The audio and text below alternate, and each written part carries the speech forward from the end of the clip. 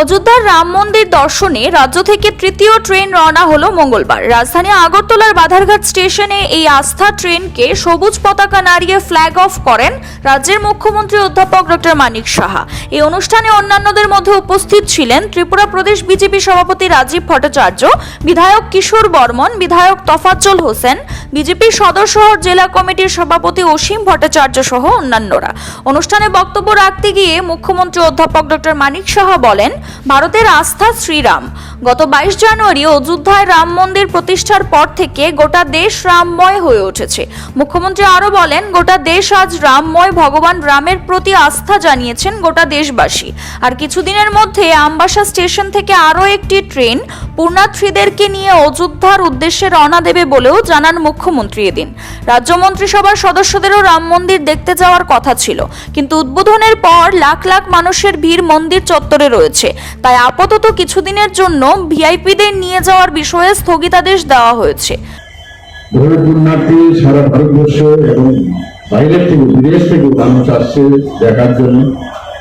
আমাদের ত্রিপুরার থেকে কিছুদিন আগে এখান থেকে অনেক পুণ্যার্থী গেছে, প্রায় 3 থেকে 400 লোক এই আগরতলা স্টেশন থেকে। আমি নিজেও ছিলাম।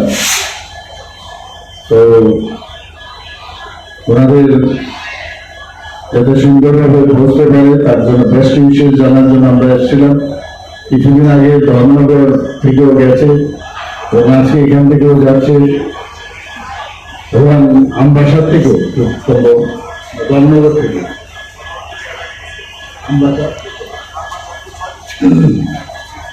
আমবাসার থেকেও আরেকটা ট্রেন এখান থেকে যাবে। এবং সত্যি আজকে আমরা জানি যে সারা ভারতবর্ষ এখন যেমন রামময় 22 তারিখ থেকে আরম্ভ হয়েছে, এখনো সেটা চলছে। আমাদেরও সমস্ত যারা ক্যাবিনেট মিনিস্টার তাদেরকে নিয়ে যাওয়ার একটা প্রোগ্রাম হয়েছিল বুধবার, কিন্তু এত ভিড় ওখানে হয়েছিল প্রায় তৎকালীন সময়, মানে ওই দিন 3 or 4 ডে 22 তারিখের পরে যা আমার কাছে খবর আছে 22 থেকে 25 লক্ষ লোক সেখানে পুণ্যার্থী সেখানে গিয়েছিল। আমাদের বলা হয়েছিল যে এত ভিড়ের মধ্যে এখন আমাদের আপনারা যখন মানে ভিআইপি যাওয়া মানে সেখানে প্রচুর যারা সিকিউরিটি থেকে আছে, প্রোটোকল আছে, তো আমাদের মানা করেছে যে আপনারা মার্চের ফার্স্ট উইকে আপনারা আসুন। আমরাও যাব, কারণ এটা একটা বিরাট ইচ্ছা, আমাদের মনের একটা আকাঙ্ক্ষা। দীর্ঘ 500 বছরের প্রতীক্ষার পর অবশেষে প্রধানমন্ত্রী নরেন্দ্র মোদীর হাত ধরে অযোধ্যায় ভগবান শ্রীরামচন্দ্রের প্রাণ প্রতিষ্ঠা হয়েছে। তারপর থেকে এখানে ভক্তদের ভিড় লেগেছে। দেশের অন্যান্য প্রান্তের সঙ্গে তাল মিলিয়ে রাজ্য থেকেও প্রচুর সংখ্যক মানুষ রাম মন্দির দর্শন করতে যাচ্ছেন। ইতিমধ্যে বহু মানুষ রাম মন্দির দর্শন করে নির্বিঘ্নে রাজ্যে ফিরে এসেছেন।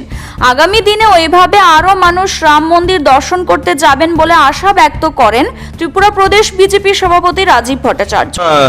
প্রায় সুদীর্ঘ 500 বছরের যে লড়াই, আমরা যারা সনাতন ধর্মে বিশ্বাস করি, এই সনাতন ধর্মের যে লড়াই 500 বছরের, সেটা গত 22 জানুয়ারি আমাদের দেশের যশস্বী প্রধানমন্ত্রী পৌরোহিত্যে রামলালা তার নিজের জায়গায় প্রাণ প্রতিষ্ঠা হয়েছে।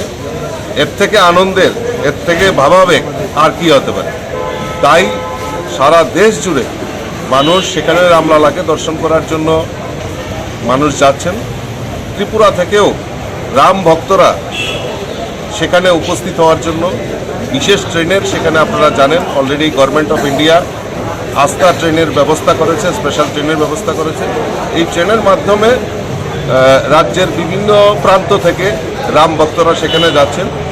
গত 22 তারিখে 22 ফেব্রুয়ারি ধর্মনগর থেকে সেখানে অযোধ্যার উদ্দেশ্যে একটা ট্রেন সেখানে যায় এবং তারা দর্শন করার পর নির্বিঘ্নে সবাই বাড়িতে ফিরে আসে। এবং আজকে এখান থেকে যাত্রা শুরু হয়েছে। মাননীয় মুখ্যমন্ত্রী তার শুভ উদ্বোধন করেছেন, শুভ সূচনা করেছেন।